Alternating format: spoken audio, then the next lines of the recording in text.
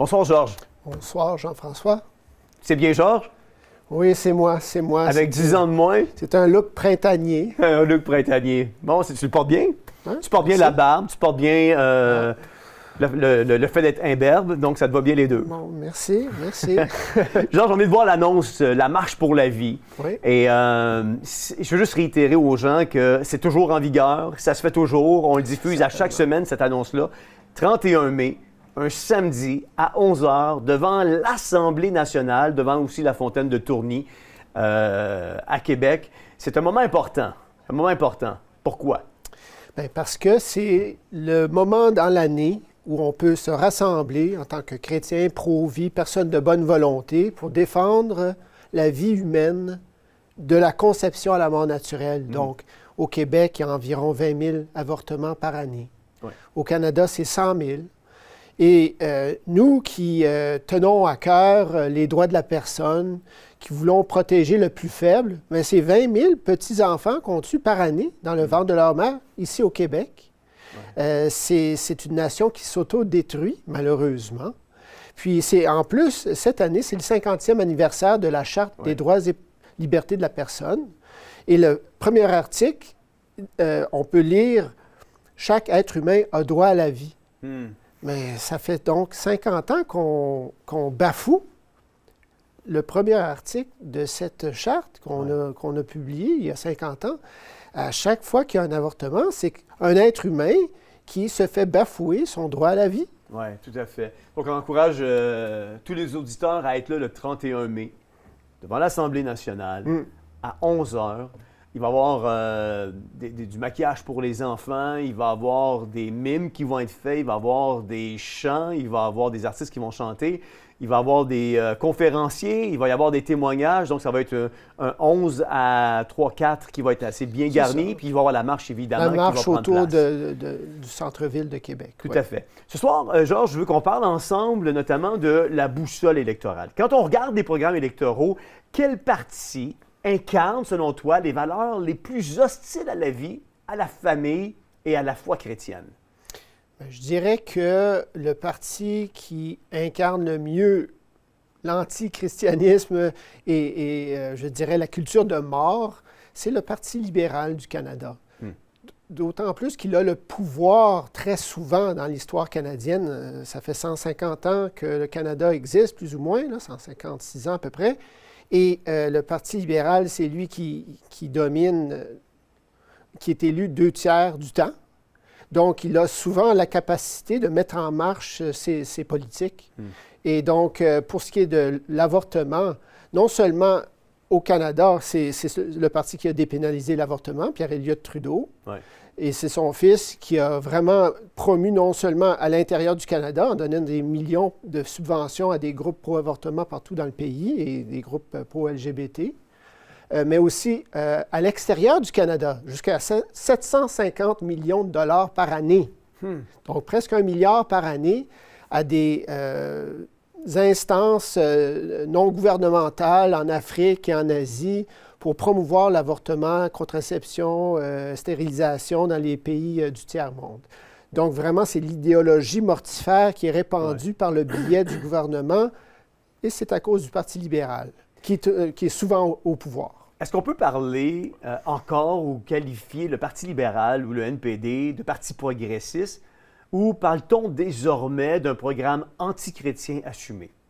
Bien, c'est un progrès vers la persécution chrétienne. C'est ça leur progrès. Je me demande toujours de quoi on parle quand on dit progressiste. On s'en va où? Oui. Mais là, on s'en va vers la marginalisation complète de l'héritage chrétien du Canada et de la persécution des chrétiens pour leurs valeurs, parce que leurs valeurs sont antichrétiennes. C'est clair. C'est clair comme l'eau de roche. Ils veulent promouvoir l'euthanasie sur demande. Ça s'en va sur demande. Pour l'instant, il y a encore un encadrement, mais les balises tombent une après l'autre. Puis là, on s'en va même vers l'euthanasie des enfants qui pourraient demander ce service également. Donc, on a étudié cette question-là. On parle de 14-17 ans, puis on parle même des enfants de moins d'1 an, là. Bien, moins d'1 an à la demande des parents. Oui, clairement. Et bien sûr. Puis ensuite, 14-17 ans à leur demande que ça pourrait se faire. L'avortement, c'est pour le Parti libéral. Le NPD, le Bloc et le Parti vert sont tous pas mal pareils au niveau... Conservateurs aussi, parce que Ouais. Poilievre a fait une sortie assez fracassante disant qu'il n'est pas question d'ouvrir en rien le débat sur l'avortement. Alors, pour le Parti conservateur, ma perception, c'est qu'eux le font en traînant les pieds, un peu. Les partis conservateurs, c'est comme semblable aux libéraux, sauf qu'ils sont plus lents et ils n'ont pas autant de zèle à promouvoir ces choses-là. Alors, lui, je le vois comme ayant fait cette décision-là, pris la décision de dire non, on ne votera pas de loi, comme par ailleurs Harper l'avait fait avant lui, simplement pour ne pas être attaqué constamment par les médias qui ne parleraient que de cette question-là constamment pour gâcher toute sa campagne. Alors, il voulait mettre ça de côté, dire, regarde, je vais brûler mon grain d'encens, là, dérangez-moi plus avec ça, je ne vais pas voter aucune loi pour empêcher l'avortement. Point. Ouais. Alors, c'est un peu ça qu'on demande maintenant, là, dans l'Antiquité, c'était brûler ton grain d'encens à César, puis là, tout passait bien. Aujourd'hui, c'est dire, je suis en faveur de l'avortement légal, de la conception jusqu'à la naissance. Après ça, après quoi, on peut passer à autre chose. Mais sinon, ta candidature est détruite presque instantanément. Aujourd'hui, dans le Canada où on vit maintenant. Ouais. Malheureusement. Alors, lui a dû composer avec ça, mais étrangement, c'était un pro-vie les premières quinzaines d'années de sa carrière. On l'appuyait. Il y a même des gens de nos rangs, vraiment, de Campaign Life Coalition à Ottawa. C'était dans la cuisine d'un de nos membres qu'il a parti sa première campagne électorale quand il avait 20 quelques années. Donc, c'était une personne qui était avec nous. Mais tu conviendras avec moi que quand c'est rendu que tu prostitues tes convictions pour pouvoir acheter la paix ou acheter justement le fait que les médias cessent de te narguer avec ça, c'est une forme de prostitution de ses convictions parce que plus important que le débat sur l'avortement, c'est pour Poilievre, c'est l'entrée au pouvoir. Donc, pour rentrer au pouvoir, pour devenir le prochain premier ministre, il est prêt à taire des enjeux sociaux extrêmement importants qui sont alignés avec des valeurs chrétiennes, puis non seulement alignés avec des valeurs chrétiennes, mais on parle de sauver des enfants à naître, sauver des bébés. Là. Donc, pour lui, c'est plus important son poste comme futur premier ministre que de sauver des enfants à naître ou de se tenir debout pour sauver des enfants à naître. Bien, je dirais, pour lui, je pense qu'il y a eu une évolution dans le mauvais sens, puis qui a été influencé par des gens dans sa vie, qui a fait en sorte qu'il a changé son fusil d'épaule. Mais je dois dire que je veux pas être défenseur là, du Parti conservateur, mais je dois dire quand même qu'il y a une différence parce que pour eux, au moins pour l'avortement à l'extérieur du Canada, par exemple, eux ne vont pas dépenser 750 milliards par année à promouvoir l'avortement dans le reste du monde, puis à polluer toute la planète. Alors, au moins avec eux, les gens d'Afrique, d'Asie auraient la paix, ne seront pas martelés par la propagande pro-LGBT, pro-avortement à l'année longue, comme Trudeau le faisait. Je comprends, Georges, mais on tue quand même 100 000 bébés au Canada par année. Au Canada, c'est ça. Puis on ouvre les portes à l'immigration de masse pour pallier au manque de naissances qu'on a ici au Canada. Pour moi, c'est pas mieux. Je lisais même un commentaire, votez Parti conservateur parce que les libéraux veulent enlever la possibilité d'avoir des reçus pour fin d'impôt aux organisations chrétiennes. C'est ça. Non, mais quel argument de merde. Tu es prête à voter conservateur pour le fait de garder ou de conserver chez les organisations chrétiennes la capacité d'avoir des reçus pour fin d'impôt, mais que les avortements, ça ne te dérange pas? Ça dérange. Je regrette. Alors, je ne veux pas nécessairement dire aux gens, votez conservateur, votez pour ci, votez pour ça. Je ne suis pas ici ce soir pour dicter une ligne de conduite.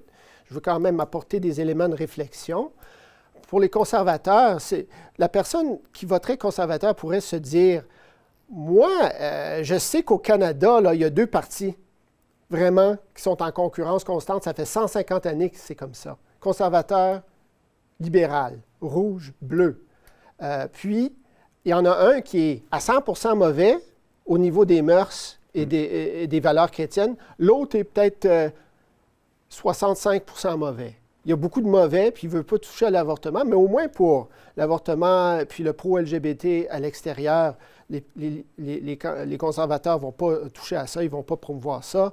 Au moins pour les reçus d'impôts, pour les organismes chrétiens au Canada, ils ne vont pas promouvoir le retrait de ce statut fiscal-là. Et pour l'euthanasie, ils sont contre élargir l'euthanasie, les conservateurs. Alors, ils sont pas excellents.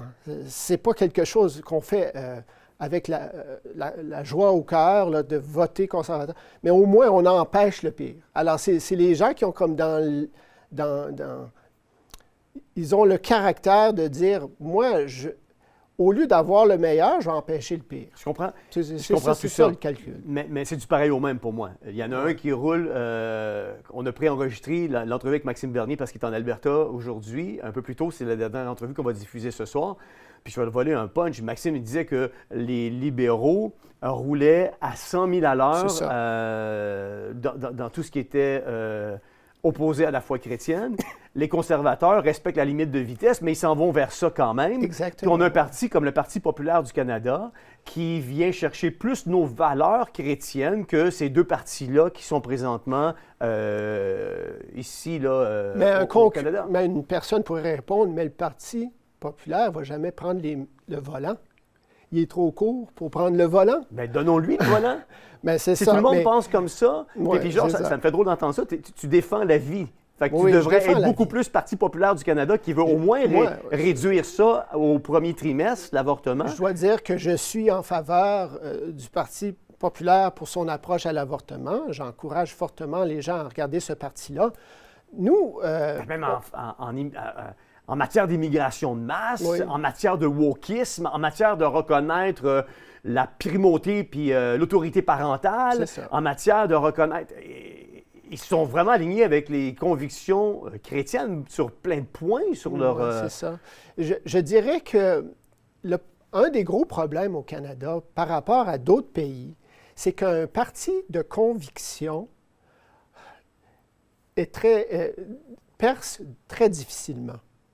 Tandis que, parce que nous, on a ce qu'on appelle un système de premier arrivé ou système uninominal à un tour. Ce que ça veut dire, c'est que, je vais te donner un exemple frappant. On a 343 circonscriptions au Canada, OK? Puis disons qu'un parti remporte chaque circonscription, donc avec 22 % du vote. Puis le deuxième, le parti qui est en deuxième place a 21 % du vote. Puis les autres partis ont moins que ça. Il y a plusieurs autres partis qui ont la différence des pourcentages. Donc, le parti qui a 22 % dans chaque circonscription, chacune des 343 circonscriptions, ce parti-là va gagner toutes les circonscriptions avec 22 % du vote. Puis le parti qui a 21 % dans chacune de ces circonscriptions-là va avoir 0 siège. Donc, un parti avec 22 % du vote va avoir 343 sièges, puis celui avec 21 % va avoir 0 siège. C'est un peu technique, là. Non, mais donc, c'est que dans un système proportionnel, si tu as 22 % du vote, tu vas avoir 22 % des sièges. Puis, si tu as 21 % des votes, tu vas avoir 21 % des sièges. Donc, un parti comme Maxime Bernier, si tu avais, dans un système proportionnel, si tu as 5 % du vote comme Maxime, au moins tu vas avoir 5 % des sièges. Donc, ça vaut la peine de voter pour un parti qui ne gagnera pas le plus de votes dans une circonscription, mais au moins tu auras ta représentation dans le Parlement. Mais lui, il faut avoir 38-39 % des... Puis c'est vraiment difficile quand tu as d'autres partis qui sont là. Ça fait 150 ans qu'ils existent. Ils ont une machine, donc ça prend plusieurs années. Puis entre-temps, on voit le précipice arriver, puis on dit, bien, au moins, l'autre parti qui fait concurrence aux libéraux, il va peut-être ralentir la voiture en attendant qu'on ait le temps de faire quelque chose, peut-être évangéliser davantage ou convaincre plus de monde. Donc, ça nous donne au moins un peu de temps pour respirer, tandis que si on vote pour l'autre, il va peut-être avoir 5, même 10 %, 15 %, mais même avec 15 % ça ne donne rien. Ouais. Donc, c'est juste le système est de telle sorte que ça privilège pas les petits partis. Dans d'autres pays, comme on peut parler en Europe, en Israël, d'autres pays où c'est plus proportionnel, en Allemagne, là, ça a beaucoup plus de sens de voter avec son cœur. C'est juste ça. Le système est différent. Je comprends. Mais pour moi, l'important, c'est de voter selon son cœur puis ses convictions. On n'en sort pas. Okay. Et pour moi, j'aime mieux encourager un parti qui est aligné avec mes valeurs, même si... Parce qu'aujourd'hui, on force d'admettre qu'on aime mieux un mensonge qui rassure qu'une vérité qui nous choque. Et on va tendance à voter pour... Puis pourtant, je ne comprends pas pourquoi on ne comprend pas. Au fil des années, on n'est pas arrivé à comprendre que peu importe, on a toujours tendance, ou les gens ont toujours tendance à aller voter pour un parti qui va leur mentir en plein visage parce que ça les rassure, plutôt de voter pour un parti qui va leur dire la vérité parce que ça les choque. Oui, et je pense qu'on l'a vu, on a eu des débats, tu en as fait partie, on a entendu Richard Descaries sur la tribune ici dire que les conservateurs, c'est des libéraux déguisés en bleu et il n'y a plus de différence entre ces deux partis-là. On nous ment. Puis là, j'entends toutes sortes de choses. On va voter stratégiquement pour pouvoir faire en sorte que les libéraux ne rentrent pas, puis tout ça. Puis on ne veut pas diviser le vote. Écoutez, moi, je trouve ça absurde de parler de diviser le vote. Si Maxime a quitté les conservateurs pour partir son propre parti populaire, qui est un véritable parti conservateur, néanmoins beaucoup plus que les partis conservateurs qu'on a, il ne dilue pas le vote. Il a parti un réel parti conservateur à cause que les conservateurs n'ont pas fait leur job. Ouais, c'est ça. Pour moi, c'est clair. Mais revenons à la boussole électorale. Okay. Comment le Bloc québécois, parti souvent vu comme modéré, se positionne-t-il réellement sur la question de la vie, de l'euthanasie et de la liberté de conscience? Il n'est pas du tout modéré sur ces sujets-là. Yves-François Blanchette avait dit l'autre soir que pour l'avortement, nous nous battons farouchement pour ce droit à l'avortement, entre guillemets. Là. Donc, ils sont pro-avortement, pro-légalisation de l'avortement, puis même pour ce qui est du respect de la conscience et tout ça, non, le vote au Parlement est obligatoire. C'est-à-dire que les députés du Bloc doivent voter avec le parti sur ces enjeux-là. Il n'y a pas question de respecter la conscience de chaque député dans le cas de ce genre de vote-là. C'est vraiment l'unanimité qui est requise pour ces sujets-là. Le Bloc est toujours en première ligne pour élargir et promouvoir l'euthanasie et pour le mariage également. Donc, pour moi, encore une fois, il n'y a pas énormément de différence idéologique entre le Bloc, le NPD, les libéraux et le Parti vert. Ils sont très semblables. Aucun ne tolère la présence de personnes pro-vie parmi les députés. Donc, dès qu'on déclare notre conviction pro-vie, bien là, on se fait écarter dans le parti. On n'a pas le droit de se présenter comme candidat pour leur parti. Est-ce qu'on peut se dire, selon toi, chrétien et appuyer, peut-on vraiment se dire chrétien et appuyer par son vote un parti qui promeut l'avortement, l'euthanasie puis l'idéologie de genre? Quand un parti... premièrement, je dois dire aussi qu'on vote pour un député en premier.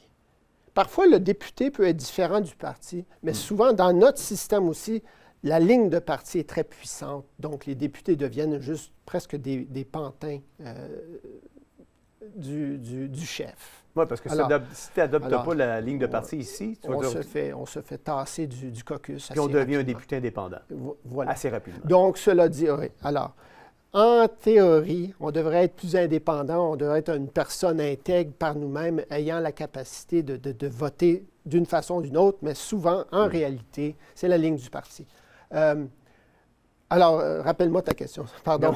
En fait, ma question, c'est peut-on vraiment se dire chrétien, puis appuyer par son vote un parti qui va faire la promotion de l'avortement, de l'euthanasie, puis de l'idéologie du genre, puis le transgenrisme, puis tout ça? Non, si c'est vraiment la promotion, comme le fait le Parti libéral, que oui, nous faisons la promotion, les libéraux ont dit que ça fait partie, c'est au cœur de notre politique étrangère, l'avortement. Donc, vraiment de dire que l'avortement est au cœur, ça veut dire que chaque fois qu'on fait un rassemblement ou un événement dans une ambassade à quelque part, on va parler des droits reproductifs ou l'avortement. Donc, par notre vote, alors, on appuie cela. C'est indissociable. Ce n'est pas quelque chose qui est toléré du bout des lèvres. Là, on pourrait dire, OK, il ne fait pas la promotion, il tolère du bout des lèvres, je peux quand même voter pour lui. Mais quand on fait vraiment la promotion, c'est qu'on s'entache vraiment avec le sang de ces meurtres-là, d'avortement. Donc, on ne peut pas voter pour un tel parti. Est-ce qu'en tant que chrétien, on peut encore voir le vote comme un simple geste citoyen ou faut-il plutôt y voir un acte spirituel porteur de témoignage de responsabilité devant Dieu? Pour moi, un chrétien ne se divise pas en deux. Un chrétien intègre. Intègre, ça veut dire un. Un, pas deux. Alors, on n'est pas schizophrène ou à personnalité multiple. Je vais être chrétien le dimanche, puis lundi, je vais être simple citoyen. Ou quand je vais voter, je vais être simple citoyen, puis quand je sors du centre communautaire après le vote, je redeviens chrétien. Non, on est chrétien à tout moment, 24 heures par jour, 7 jours par semaine, 365 jours par année. Donc, lorsqu'on fait, on pose notre vote, c'est en tant que chrétien.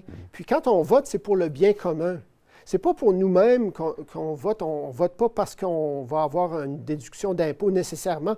C'est qu'on juge que si, oui, il y a une réduction d'impôt, c'est bon pour le bien commun, c'est bon pour le pays. On veut que le pays prospère pour tous, y compris les enfants à naître. On ne laisse personne de côté. Alors, quand on dépose un vote, c'est comme on se met du point de vue de Dieu. Qu'est-ce que Dieu veut? Est-ce qu'il veut aussi aider les enfants à naître? Est-ce qu'il veut aussi aider les marginaux, les personnes visées par l'euthanasie? C'est tout son monde, ça. Puis quand on vote, c'est comme on participe à l'action de Dieu dans notre pays. Puis on veut que sa volonté soit faite sur la terre, comme aussi elle. Donc, on veut agir en tant que les mains de Dieu. Quand on vote, c'est comme Dieu votait. Donc, on n'a pas à faire n'importe quoi, ni à faire un simple calcul. Qu'est-ce qui profiterait mieux pour moi-même?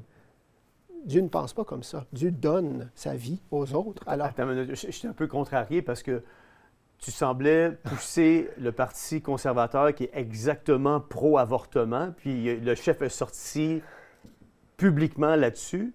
Puis là, tu es en train de me dire que c'est un geste de Dieu pour préserver justement les valeurs et ce que Dieu pense par rapport à sa création. Fait que si je suis ta logique, tu ne votes pas conservateur, tu ne votes pas libéral, tu votes pour un parti qui est le plus possible aligné avec les valeurs chrétiennes. Oui. Je vais faire une distinction, là. Encore une fois. Là, il y a une distinction. Une distinction à faire quand Pierre Poilievre, par exemple, dit, il ne dit pas « Je pense que l'avortement est un droit sacré qu'il faut défendre ». Il dit que je ne vais pas faire de loi contre l'avortement. Ça veut dire qu'il... Oui, mais... Ça veut dire qu'il tolère l'avortement. Oui, mais en tant que chrétien, tu ne peux pas accepter quelqu'un qui tolère l'avortement. On parle de meurtre d'enfants. Oui, c'est ça. Mais là vient le problème que au Canada aujourd'hui, le nombre de pro-vie ne dépasse pas les 5 à 10 % de l'électorat. Donc, c'est une position minoritaire pour l'instant. Donc, si on veut accéder au poste de premier ministre, et si on se met à dos 85 % de la population, c'est impossible. Donc, pour accéder au poste, pour être dirigeant, il faut tolérer. Je ne dis pas promouvoir. Donc, il y a une différence entre tolérer quelque chose, puis ensuite promouvoir. Donc, pour moi, mais est-ce que Pierre Poilievre aurait dépassé la ligne et aurait commencé à promouvoir? Ça, c'est une question que c'est possible, qu'il ait dépassé la limite. J'ai une opinion un peu différente de la tienne là-dessus, mais on va poursuivre. Quand Mark Carney annonce qu'il veut renforcer la censure en ligne, et probablement relancer des lois comme le projet 63, le projet de loi 63 pour contrôler les discours, et qu'au même moment, Donald Trump publie un message public affirmant la puissance de la croix et de la résurrection, ne sommes-nous pas face à un paradoxe frappant entre deux visions du pouvoir, l'une qui muselle la vérité, puis l'autre qui ose encore la proclamer? Oui, on est... Donald Trump, pour tous ses défauts, toutes ces manières qui peuvent peut-être nous sembler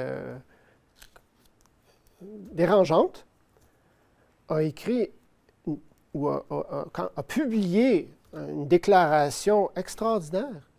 Il a non seulement parlé du pouvoir de la croix puis la résurrection du Christ, mais il a parlé de la défense des valeurs chrétiennes sur la place publique, de défendre Dieu sur la place publique, puis que nous autres, nous allons défendre le christianisme.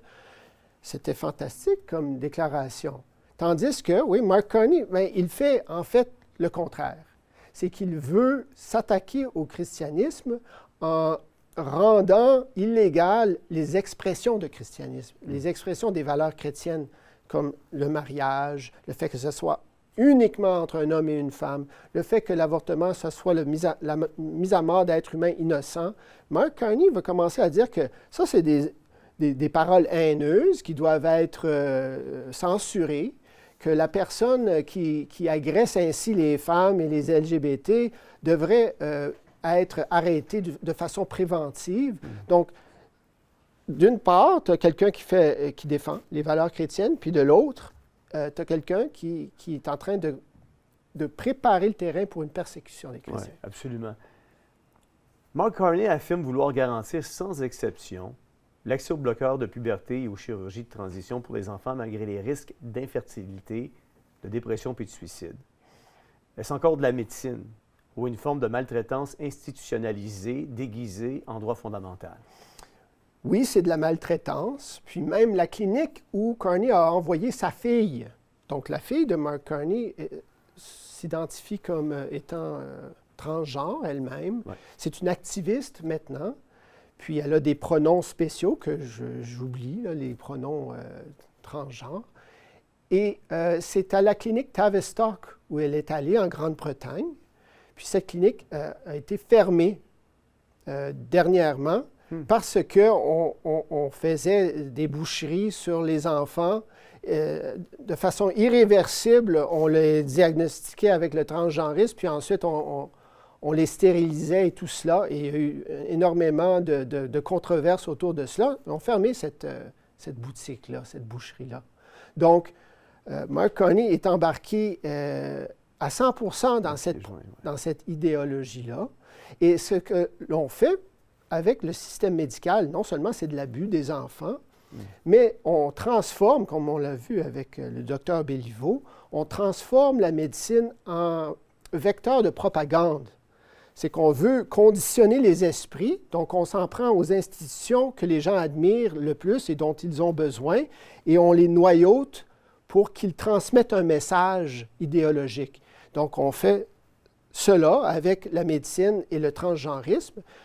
Quand les hôpitaux disent « oui, on offre ce service-là », c'est qu'ils deviennent vecteurs de propagande LGBT, ils deviennent des pourvoyeurs d'idéologie transgenre. On transforme une institution qui est censée guérir en un outil de propagande. Georges, merci d'avoir été avec nous. Le 28 avril prochain, on vote nos convictions ou stratégiques? Les deux. Les deux. Merci beaucoup d'avoir été avec nous, Georges. Vous savez, dans un monde où la vérité est souvent réduite au silence, voter selon sa foi devient un acte de courage et de fidélité. C'est pas simplement choisir un parti. C'est d'affirmer que la vie, la famille et la liberté sont des dons sacrés que nul gouvernement devrait piétiner. Que chacun se souvienne, c'est lorsque des voix courageuses s'élèvent que les sociétés retrouvent l'espérance.